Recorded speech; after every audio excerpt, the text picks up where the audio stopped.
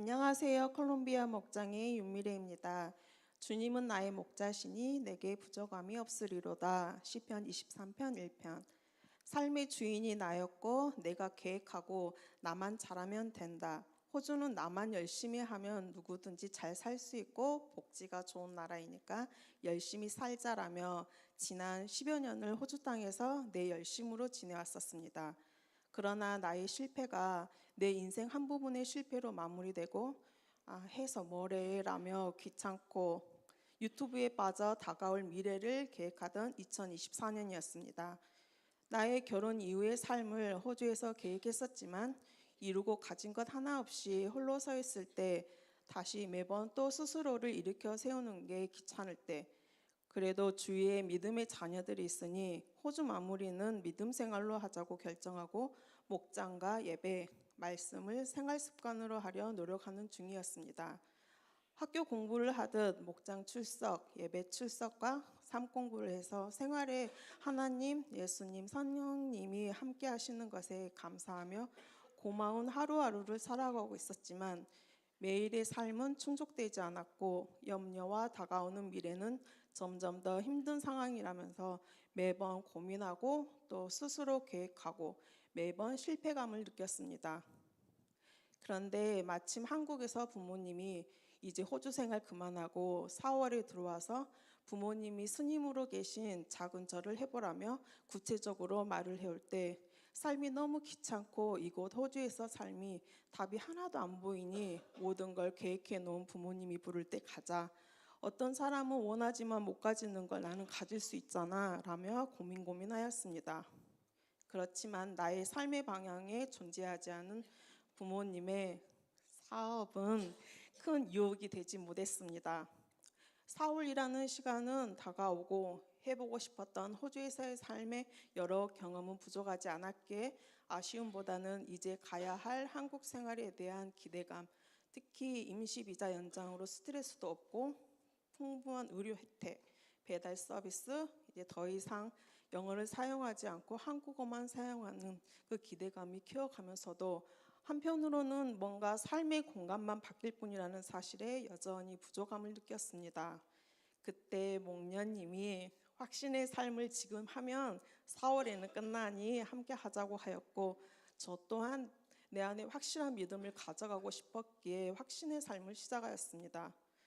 첫 시간 내재하시는 그리스도, 우리의 특히 나의 모든 것을 주관하신다라는 말씀은 삶을 주체적으로 살아가야 한다라고 생각했던 저의 기본관념을 완전히 바꿔버렸고 말씀으로만이 아니라 제가 생각할 수 있는 경우의 수를 뛰어넘어서 상황을 해결해 주셨습니다. 첫 확신의 삶 공부를 하는 도중 하나님은 오랜 이사 문제를 너무나도 극적으로 정리해 주셨습니다. 재정적으로나 또 생활을 정리하려 오랫동안 지내던 지금의 거처를 옮겨 살짝 먼 혼수 옆 동네로 이사 결정을 앞두고 확인 문자 하나만 보내야 하는 날에 너무나도 바빠서 그 문자 하나 보낼 시간조차 없을 때 하나님은 참 장난스럽게 또 깜찍하게 지금의 주인 어머니의 마음을 바꿔주셨고 거주비는 엄청 깎아주면서도 더 풍족하게 살 수 있는 시간까지 주시면서 저에게 기다리고 인내하라는 말씀을 주셨습니다. 저는 뭐든지 일단 해야 하는데 자꾸 기다리라는 성령님의 말씀은 마치 애완견을 처음 교육시킬 때 주인 말을 따르게 하는 기다려 훈련 같았습니다. 이미 주인이신 그리스도는 나를 위해 모든 것을 준비해 두셨는데 마치 보살펴지지도 않고 주인 없이 훈련되지 않은 강아지처럼 저는 떠돌기만 했습니다.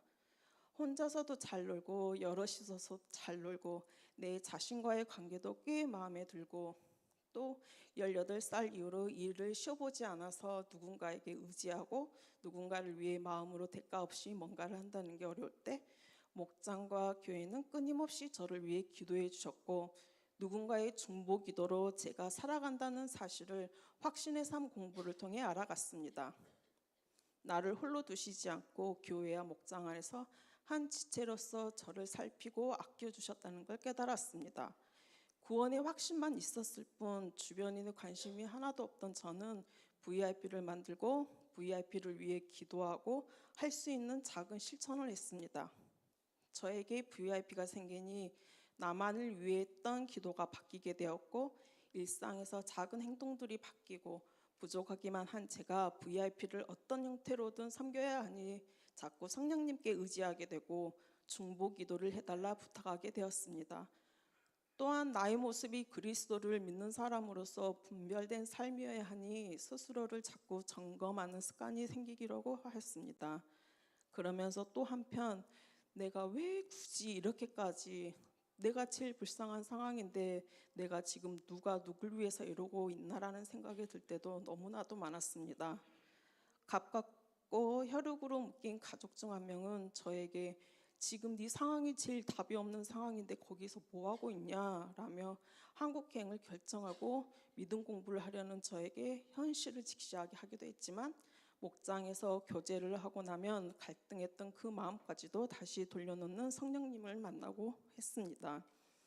자꾸만 두 상황에 갈등하고 생활 가운데 어려움이 오고 또 기다리라는, 인내하라는 말씀을 순종하기가 너무너무 힘들어 목까지 차올랐다는 표현이 생각날 때 목냐님은 구원의 확신과 천국의 비유로 상황을 정리해 주셨습니다.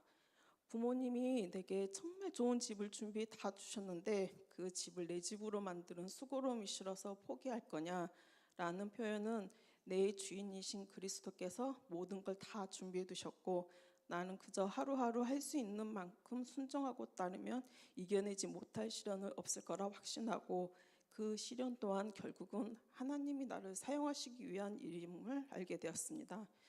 이왕 주실 거 결국은 하나님 뜻대로 다 하실 거면서 그냥 내 안에 그 예전 마음을 한 번에 없애주시면 안 되나? 왜 자꾸 고민하게 하고 작은 어려움과 시련을 주면서 또 내가 호적거리면서 방황하게 하실까? 사랑의 마음이 거의 없는 나를 왜 굳이 VIP를 만들고 기도하고 내 시간과 에너지를 사용하게 하실까? 그런데 제가 확신의 삶을 하면서 느끼고 깨닫고 실천하게 된 것은 나의 경험과 넘쳐나는 정보 속에서 문제 해결을 하려던 저의 시선을 바꾸어 먼저 하나님께 아뢰고 도와달라 얘기하고 나의 입과 손과 발걸음을 성령님께서 인도하게 해달라 기도하는 것, 단지 그 하나였습니다.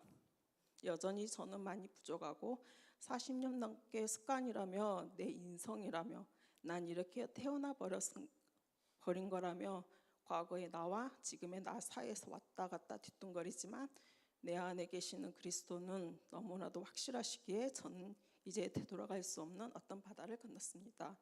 그저 일상적 감사함으로만 표현됐던 하루의 삶이 이제는 어떤 공간과 장소에서도 또 어떤 시련의 형태가 와도 나는 하나님의 자녀로서 항상 의지하고 의논할 뿐이 생겼으니 요즘은 조금 행복합니다. 아직은, 아니 어쩌면 완전한 성령의 열매를 맺지 못할지라도 때에 맞춰서 사랑도 기쁨도 인내할 힘도 주시고 절제와 신실까지 주시니 너무 감사하고 마지막에 선함까지 주시리라 확신합니다. 나에게 다시 새 힘을 주시고 당신의 이름을 위하여 바른 길로 나를 인도하신다. 시편 23편 3편 제가 제일 좋아하는 구절입니다. 그동안 확신의 삶을 가르쳐 주신 류선희 목사님께 감사드리고 늘 기도로 함께 해주신 김은목 목사님 그리고 목장 식구분들에게 감사합니다. 하늘 복 많이 받으세요.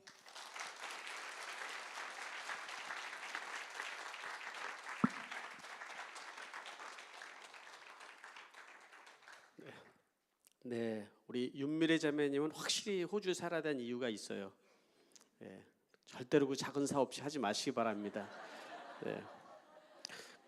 일부에서는 간증할 때 작은 사업체로만 얘기했지 그게 절이라고 얘기를 안 해가지고 좀 아쉽기는 했어요. 네.